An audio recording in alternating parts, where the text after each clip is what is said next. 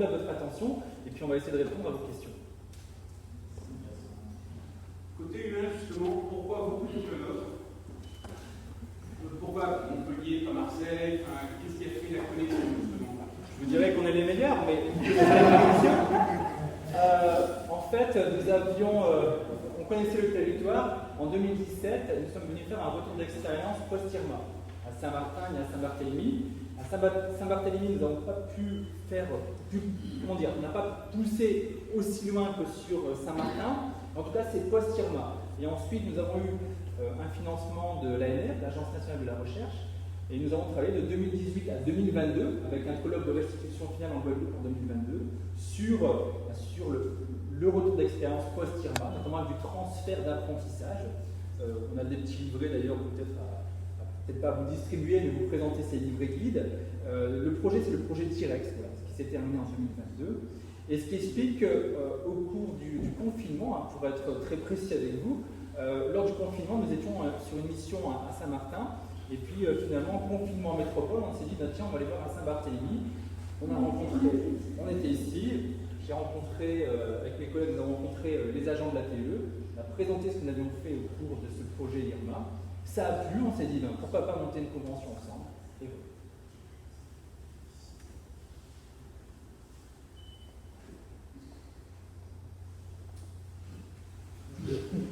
Vous n'avez pas parlé de pré-IRMA finalement.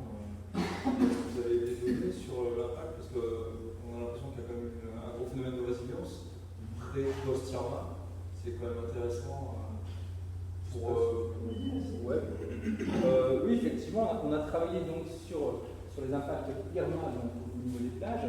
Et effectivement, on se rend compte, contrairement à Luis, 1995, que l'impact IRMA, certes, a été très important sur les côtes, mais beaucoup moins important que Luis. Pourtant, Luis était un cyclone de catégorie 4, alors que Irma catégorie 5, mais le fait que Luis soit resté plus longtemps sur site a été beaucoup plus dévastateur. Donc Irma, certes, pour les plages, je parle bien pour les plages, bien sûr sur les plages. Donc concernant les impacts morphologiques et sédimentaires, ils ont été, on va dire, importants, étant donné le coup de mer et le vent, et le vent, ils ont été importants, mais je pense que les stocks sédimentaires prélevés sur la plage se sont retrouvés sur l'avant-côte, ou du moins dans la profondeur de fermeture des vagues, ce qui a permis donc aux plages de se réengraisser quelques mois, quelques années après. Ça augmente les phénomènes, juste l'écart dans l'équilibre, mais l'équilibre reste toujours. Il est instable, c'est-à-dire que. On reste dans un phénomène d'équilibre avec une variation qui est plus grande, mais on est toujours en équilibre. Quoi. Ça dépend des plages. Je dirais que les plages qui sont en mauvais état, récupèrent beaucoup plus difficilement. Par exemple, je sais qu'après Luis, à Saint-Jean, il y a eu 4 ou 5 rechargements. Donc, pour aider finalement le système côtier à se réajuster. Donc, il y a aussi parfois la main de l'homme qui permet donc de réajuster artificiellement le système côtier. Donc, en fait, pour répondre à votre question, c'est une très bonne question et en même temps la réponse est efficace, c'est-à-dire que d'une part, on ne peut pas généraliser. Parfois, les cyclones ont des effets vraiment dévastateurs sur les plages, avec des plages qui disparaissent.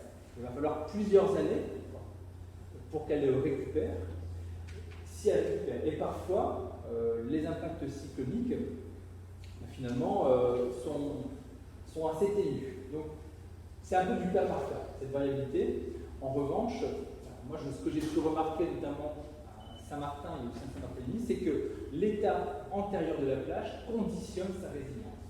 Une plage qui était en mauvais état avant le passage du cyclone aura beaucoup plus de mal à récupérer qu'une plage naturelle. Globalement, le trait de côte, il a avancé, reculé, enfin, mais on en est en haut là, au niveau du trait de côte. De janvier, par exemple, 2021, janvier 2022, où c'est pas encore déterminé. La grosse tendance, elle est à l'érosion. Elle est à l'érosion. Elle est à l'érosion. Mais là encore, c'est très dépendant en fonction des plages. Et en fait, ce qui est un petit peu difficile, c'est la perception qu'on peut avoir. Par exemple, on peut se dire, à Flamand, le trait de côte, il va reculer de 3 ou 4 mètres. Et puis à l'Orient, on va avoir 50 cm. Et en fait, c'est pas du tout révélateur, c'est-à-dire qu'à l'Orient, il n'y a plus de plage à éroder. Donc évidemment, si on quantifie, l'érosion est moindre. Mais globalement, sur toutes les plages, la tendance générale, c'est l'érosion. Après, il y a des réajustements, comme je montrais tout à l'heure, en fonction des saisons. Mais ça vaut pour toutes les plages du monde. En gros, on est à la tendance à l'érosion. Il y a quelques plages qui se stabilisent. Et peut-être que ces plages qu'il faudrait valoriser pour essayer de les rendre en meilleure santé.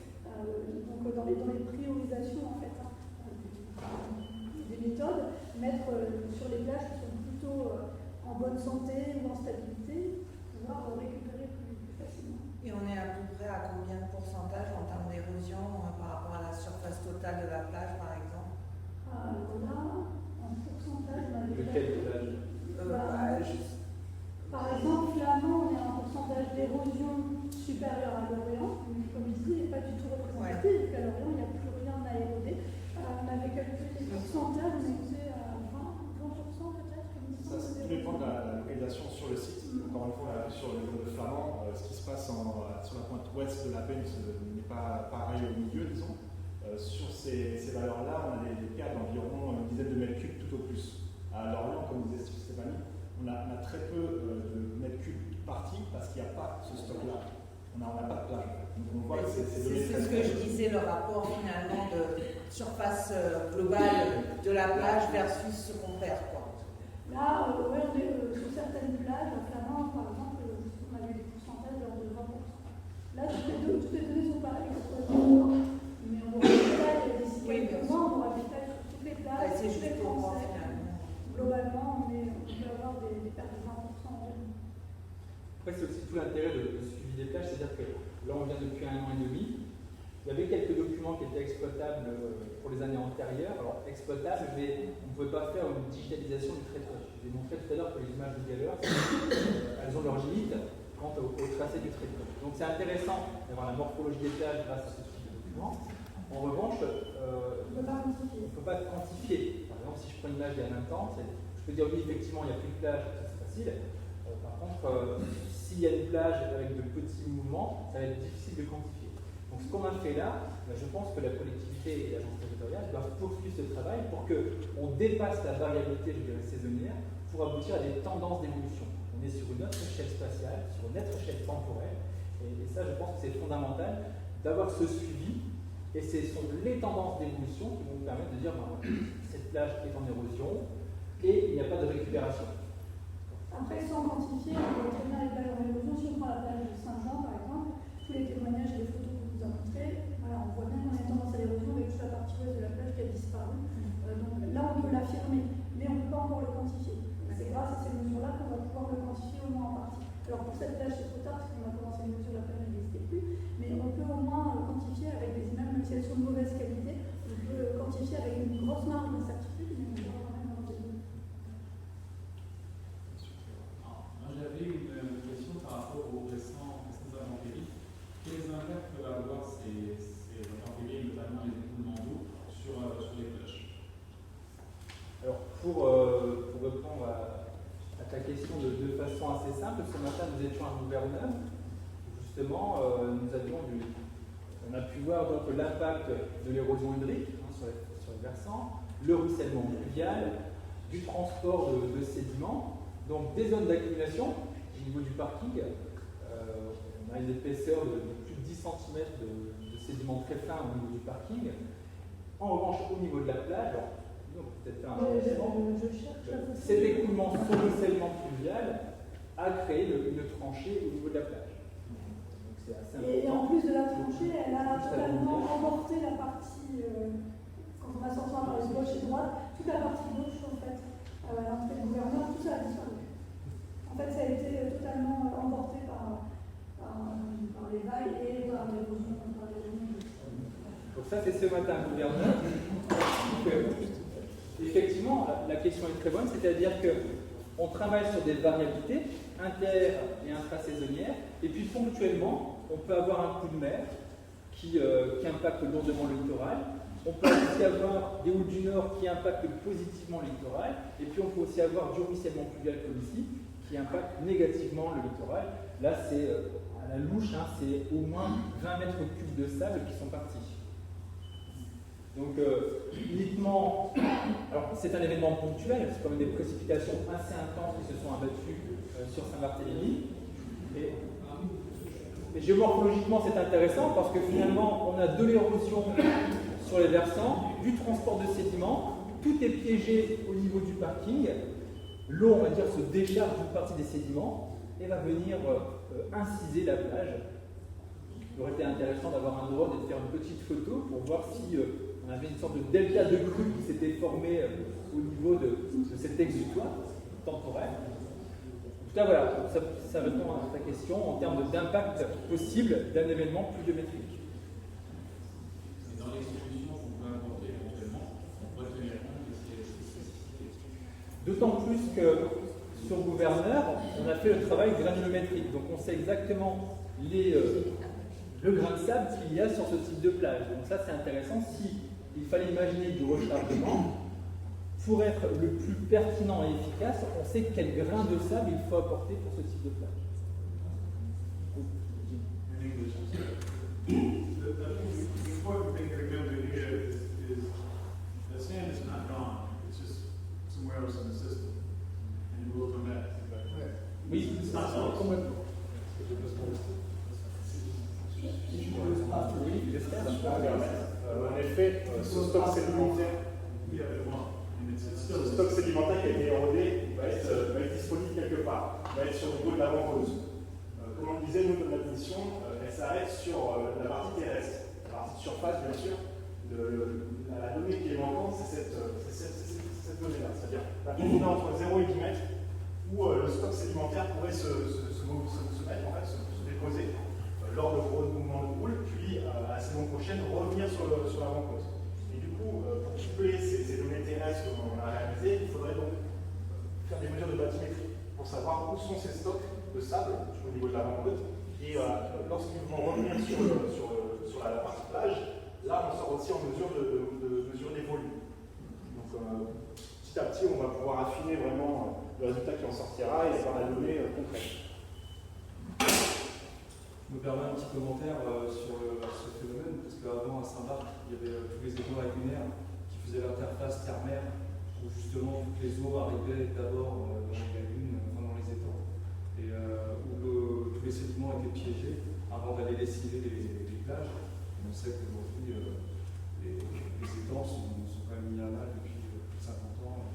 C'est un peu l'origine de ce phénomène. Une grande partie était remblayée en soi, et pour des zones, je pense par exemple comme Flamand, où on a un littoral assez large, on a par exemple 2 buses qui relient toutes les eaux de ruissellement et qui vont faire le même type d'érosion que l'on voit là, mais à différents endroits de la plage. Donc, pareil, ça participe, ça augmente l'érosion ponctuelle, et du coup, ça met ces stocks sédimentaires à des endroits qui n'ont pas forcément lieu d'être à ce moment-là.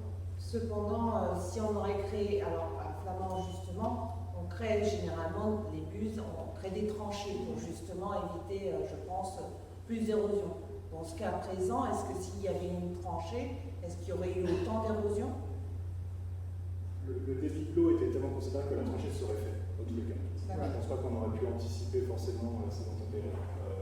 Ça a été un peu dégagé justement au niveau de la buse de Flamand côté. Oui, ça a été creusé avant en fait. Tout à fait. Donc c'est pour ça que je posais la question. Mais pareil, le sable qui est mis sur le côté peut être aussi remobilisé si le débit est assez grand pour aller charrier ce type de ravine. Ça aurait élargi tout simplement la tranchée. Ce sont aussi des phénomènes ponctuels, très intenses. C'est toute la question de faut-il gérer l'exceptionnel ou gérer le courant. Ici, effectivement, on a du ruissellement fluvial, probablement un peu accéléré par l'imperméabilisation de la route. Mais voilà, le fait d'avoir des intensités de pluie aussi importantes, moi, mon avis, c'est que voilà, faut laisser faire la nature. Comme Jim l'a dit, une partie des sables va probablement revenir sur site. Mais voilà, il y a ces deux modes de gestion différents. Une gestion, on va dire, du quotidien, et une gestion de phénomènes pas extrêmes, n'exagérons rien, mais de phénomènes avec plus d'intensité. Et Et si je peux juste élargir pour répondre plus largement à la question de Paris, en fait, là on est plus sur des questions d'aménagement du territoire à une échelle beaucoup plus large, d'assainissement, de potentiel, voilà. C'est toutes ces réflexions-là qu'il faut se poser, parce que là on n'est pas sur la gestion du littoral, mais vraiment sur l'aménagement du territoire au sens plus large, et c'est là où il faut aller chercher des solutions. Si vous avez pas de solutions. Excusez-moi, vous disiez justement laisser faire la nature. Qu'en est-il des sargasses? Parce que, entre guillemets, les sargasses peuvent donner, de mon point de vue, une certaine stabilité si on les sphère. Mais par contre, on fait abstraction du tourisme, mais de notre côté, au niveau marin, c'est dévastateur aussi à terme. Donc c'est là où est-ce que c'est un peu délicat, entre guillemets, entre si on se passe sur votre boulot, la plage en elle-même, il vaut mieux laisser la sargasse, mais pour tout le côté marin, entre guillemets, c'est dévastateur. Oui, parce qu'en plus, il vaut mieux laisser la sargasse, même au point de vue géomorphologique. C'est vrai que ça peut faire de l'accumulation, mais de toute façon, pour la biodiversité, les milieux, c'est quand même pas idéal de toute façon. Donc dans le cas de la sargasse, oui, on peut prôner évidemment l'arrêt des sargasses au large pour éviter qu'il y ait des échouer sur les plages, tant d'un point de vue touristique, économique, que d'un point de vue de la santé des milieux en fait. Même si évidemment ça pourrait créer de l'accumulation sur les plages, mais en fait sur le long terme, c'est pas une solution très viable. Donc déjà, je voulais vous remercier pour le travail. Je vous ai remercié hier, j'ai eu la chance d'avoir un aperçu hier. Et justement, on parle de plage, on parle aussi d'économie, parce que Saint-Barth, on vit parce du tourisme, parce qu'on a des belles plages. Vous venez de dire, on a beaucoup d'érosion, et ça se confirme avec votre étude. On a aussi parlé de l'état du récif corallien qui favorise l'érosion, la construction des murs sur les plages qui favorise l'érosion, le changement climatique qui forcément va impacter Saint-Barthélemy. On y croit, on n'y croit pas, mais on voit les résultats aujourd'hui en tout cas, on voit déjà les résultats. Est-ce qu'il y a des préconisations pour pas stopper, parce qu'on a du mal à stopper l'érosion, mais est-ce qu'il y a des préconisations pour au moins l'atténuer dans le temps?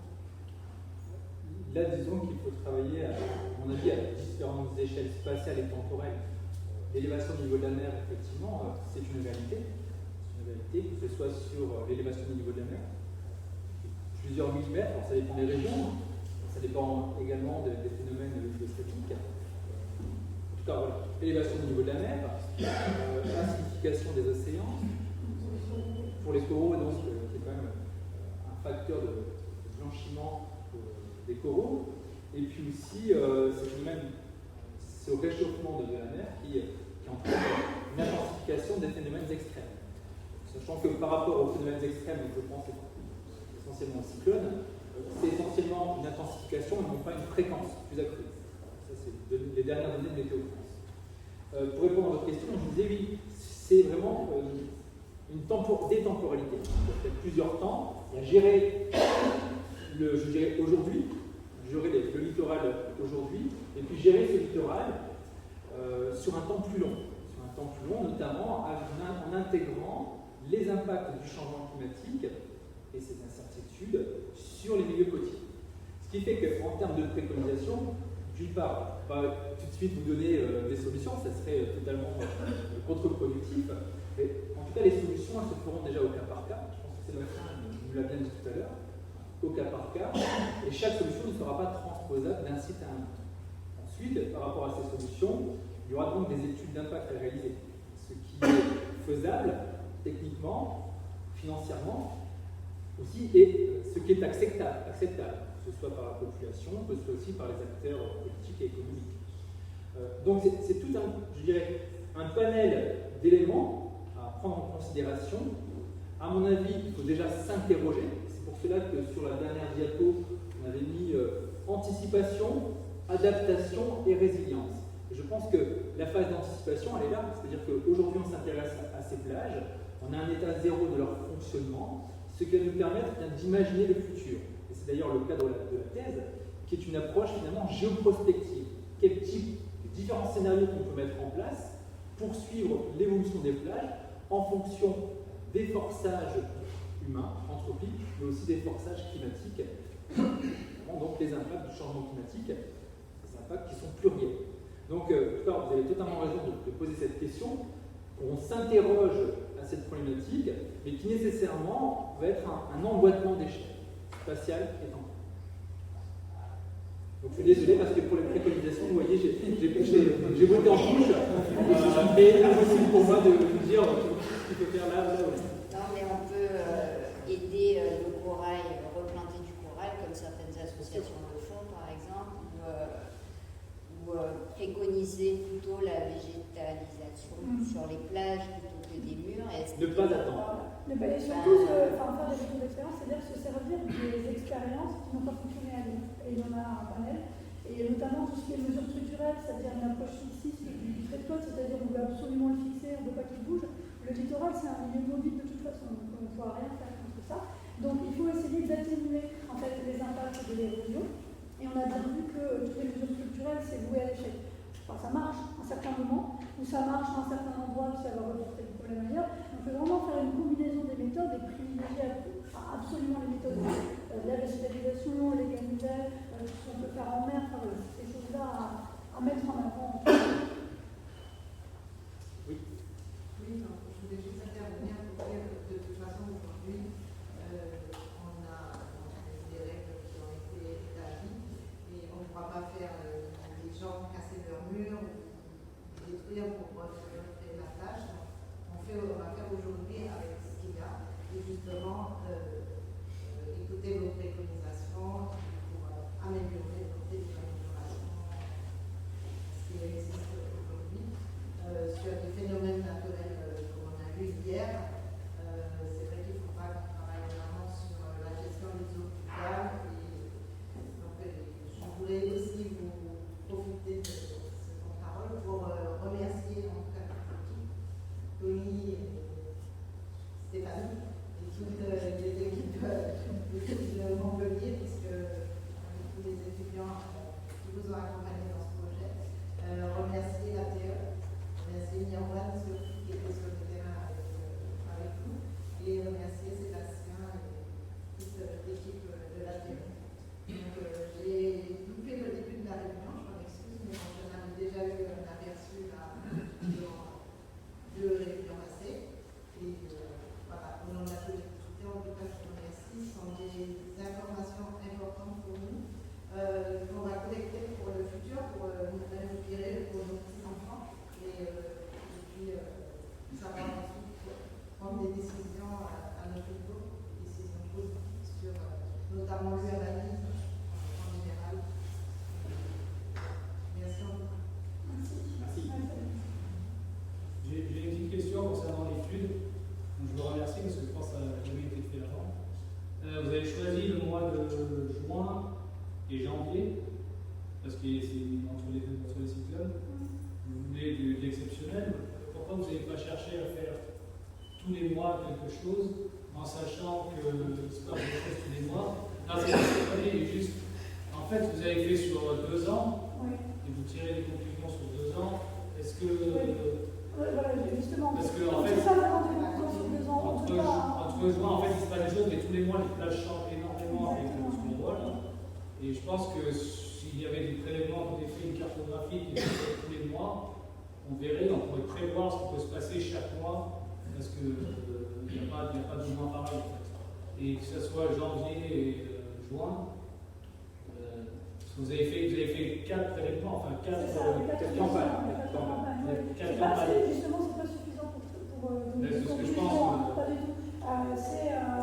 C'est sa faisabilité sur 2 ans, 4 photographies, c'est vraiment. Il faut poursuivre, et c'est l'intérêt de la thèse sur 3 ans. Vous pouvez avoir l'acquisition de données pour pouvoir enfin dégager des conclusions, une tendance au moins sur 5 ans, et puis poursuivre ensuite sur 10 ans. Enfin, mais à mon avis, c'est bien de faire chaque mois, et pareil, l'État qui met dans les parce que là, vous tirez le doigt sur 2 ans. C'est déjà pas mal. Non, ça va. C'est que, par exemple, le protocole qu'on a présenté l'an dernier, le Snapshot, avec l'appareil photo, là, tu vas pouvoir avoir de la donnée quasiment. Mais là, c'était orienté sur les cyclones, en fait.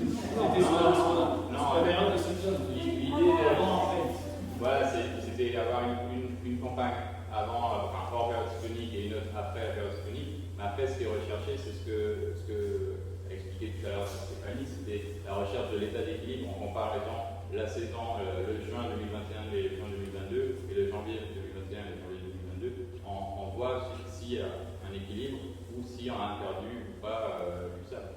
Mais l'intérêt d'un protocole comme Snapcos, c'est que tous les jours, les gens vont passer devant cette mire, en laisser derrière le panneau, envoyer une photo, et on aura au moins un minimum des photos toutes les semaines de la plage, et ça va permettre vraiment de voir, avec ce bâton plus restreint, de voir comment évolue la plage sur l'année complète. Ça sera sur le trait de côte. Voilà, mais tout le protocole. Vous essayez de faire pareil avec le sable qui reste justement devant la plage et qui bouge, et qui est courant. Essayer de comprendre où va le sable, pourquoi il sort et quel moyen. Parce que sur Saint-Jean, il y a des récifs qui se créent artificiels en sable, qui disparaissent le mois d'après, qui reviennent, et c'est pas de, je sais pas, janvier, juin. Bien sûr, mais typiquement, c'est un des points importants qu'on cherche à éclaircir avec ce thésard, c'est que en faisant l'acquisition d'un éco-sondeur, on va pouvoir réellement cartographier ces stocks de sable en mer, quantifier les volumes, avoir une idée de la granulomètrie. Enfin, ça, il faudra attendre d'aller voir, mais on va acquérir de la donnée et pouvoir vraiment dire, voilà, tout ce qui est parti sur la partie est de Saint-Jean, on estime que c'est dans cette zone, et si un pompage est envisagé, on sait où aller pomper. Parce que dans le passé, bien souvent, sans jeter la pierre à qui que ce soit, on a un petit peu joué aux apprentis sorciers en important sur une plage du sable qui n'avait pas la bonne granulomètrie, ou en pompant à un endroit où il n'y avait pas de sable et on a créé des mouvements qui au final ont empiré la situation. Enfin, aujourd'hui, on a une base qui nous permet de dire, à minima, ne faites surtout pas ça. Et quand on aura la tête. Voilà, c'est vraiment ça qui va. Mais quand on aura les résultats de la thèse, on pourra être dans l'étape suivante pour dire faisons plutôt ça. Mais là, une variabilité mensuelle, c'est impossible. Techniquement, il faut humainement, logistiquement, financièrement, ça représente quand même une quantité de travail qui est colossale. Donc une variation mensuelle, je ne suis pas sûr finalement, on sera tellement dans l'intra-saisonnier qu'on va couler sur les données. Donc avant la saison cyclonique et après la saison cyclonique, ça nous permet en fait de comprendre les phénomènes de réajustement saisonnier qui existent au niveau de ces plages et des cellules. Bien entendu, je l'ai dit, on peut avoir des coups de mer, on peut avoir des événements, on peut avoir le houle du Nord qui modifie, mais en prenant à chaque fois le même protocole, on compare ce qui est comparable. À mon avis, entrer encore plus en détail dans le semestre, dans l'année, je ne dis pas que c'est vous à l'échec, pas du tout, c'est toujours de la donnée intéressante, mais on va crouler sous la donnée et à un moment donné, on sera plus perdu. On sera perdu. Il y a peut-être des choses qui vont sortir dont vous ne doutiez pas non plus. Il y a peut-être des sûr, choses qui vont sortir en disant il y a peut-être un rapport qui vient tous les ans en mars et qu'on ne connaît pas, ou un courant, ou un niveau, enfin quelque chose qui ressort et qu'on pourrait. Au niveau de l'acquisition du matériel, dont vous parliez, les éco-sondeurs, c'est la DE qui doit en faire l'acquisition pour après. Là, nous, on a fait l'acquisition du DGPS et on a eu un accord de principe de la collectivité pour faire l'acquisition d'un éco-sondeur, en sachant que c'est un matériel qui peut servir à autre chose. On a parfois la problématique du port de commerce qui sont sables, mais là, on pourra réellement dire les stocks de sable, ils sont là, c'est là où il faut agir. Il y a telle quantité à évacuer, on aura un appareil qui nous permettra de déterminer. On parle d'un coût combien à peu près? Un bon éco-sondeur, c'est à peu près 23 000 €. Mais c'est déployable sur un bateau du type bateau Brun. C'est du matériel assez léger. Je veux juste intervenir par rapport à ce que Sébastien disait sur les réenseignements. Donc, il y a réenseignement, on fait des réenseignements parce qu'il fallait le faire, et certainement pour des raisons touristiques aussi. C'est vrai, comme tu disais, on a fait un peu, c'est pas n'importe quoi, mais je pense qu'à l'époque, comme il n'y avait pas de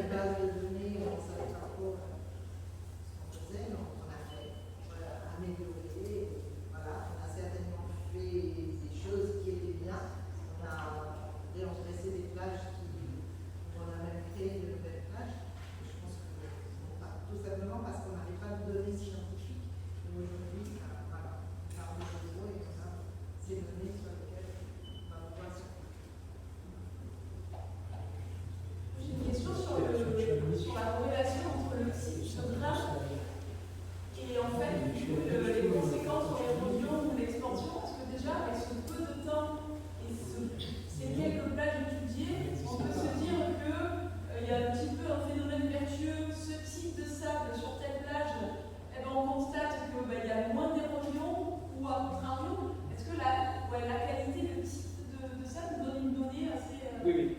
Il y a une corrélation étroite qui est faite entre un grain de sable grossier et une pente au niveau de la zone de déferlement, une pente qui est assez forte, et donc une avant-côte plus profonde, alors qu'un grain de sable plus fin va favoriser des plages dites dissipatives avec une avant-côte moins profonde et une zone de déferlement également plus douce. Donc effectivement, c'est un critère, ça n'explique pas tout, bien entendu il y a d'autres indicateurs, mais le grain de sable est un critère intéressant pour qualifier l'érosion côtière ou non. En tout cas, ça permet de réfléchir sur la pente, sur la réfraction des vagues au niveau de la côte.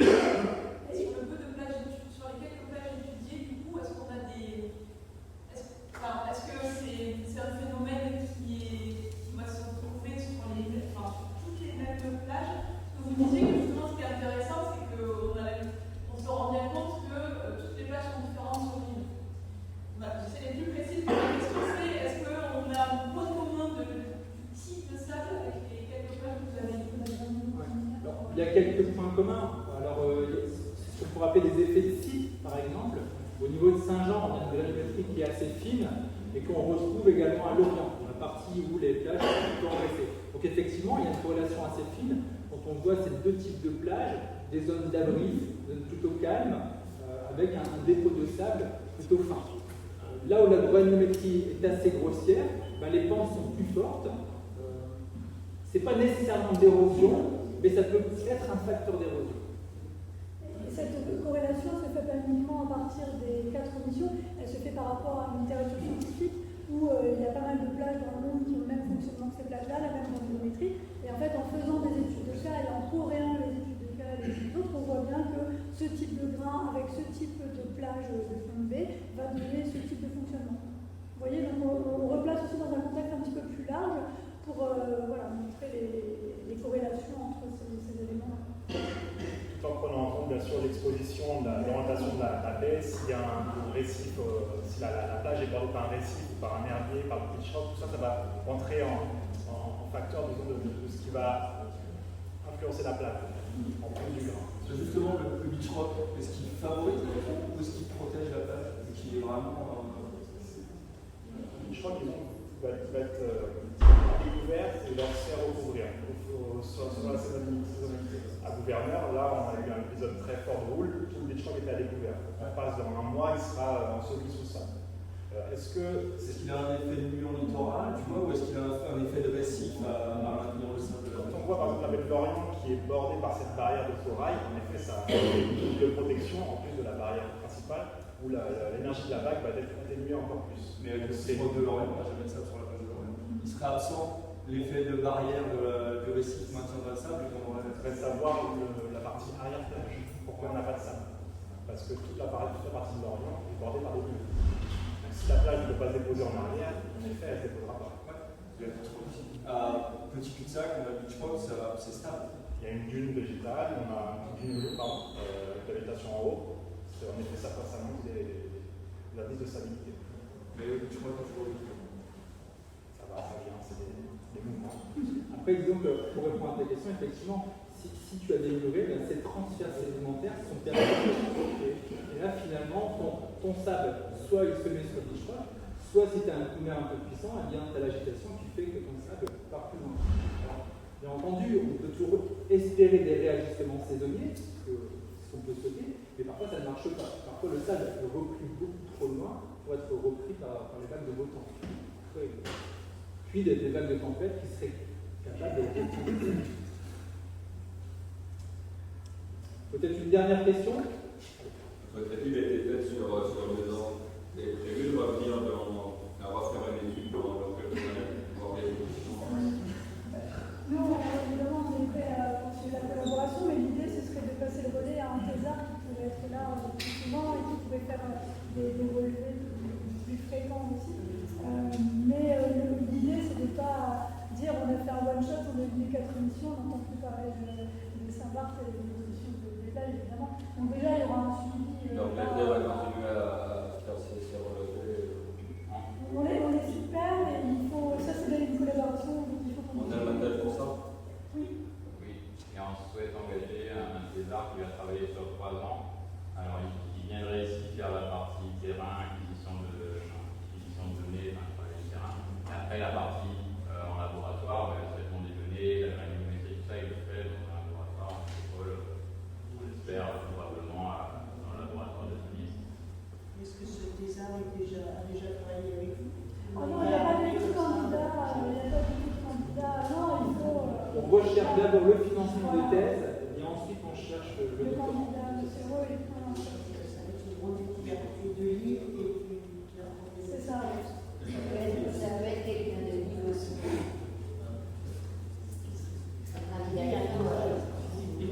quelqu'un qui a complètement suivi ou en fait il connaît plus. Bien sûr. Ça me paraît logique. Moi aussi.